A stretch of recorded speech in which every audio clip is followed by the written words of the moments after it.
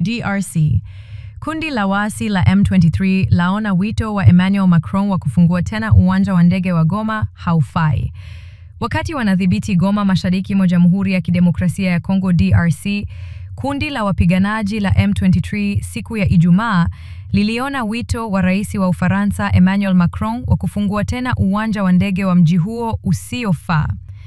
Mkuu wa nchi wa Ufaransa alitangaza Alhamisi kufunguliwa tena kwa uwanja wa ndege wa Goma kwa ajili ya safari za ndege za kibinadamu katika wiki zijazo, wakati wa mkutano wa kimataifa huko Paris unaohusu mgogoro wa mashariki mwa DRC, ambapo kundi la waasi la M23 linaloungwa mkono na Kigali liliteka miji mikubwa ya Goma mwezi Januari na Bukavu mwezi Februari. Uwanja wa ndege, eneo la mapigano makali wakati wa kutekwa na kufungwa kwa jiji hilo tangu wakati huo, unatakiwa kuruhusu utoaji wa haraka wa misaada ya kibinadamu, hasa madawa muhimu. M23, ambayo haikualikwa kwenye mkutano wa Paris, inazingatia wito wa Ufaransa wa kufunguliwa tena kwa uwanja wa ndege wa Goma haufai. Msemaji wa vuguvugu la waasi Lawrence Kanyuka alisema katika taarifa yake siku ya Ijumaa.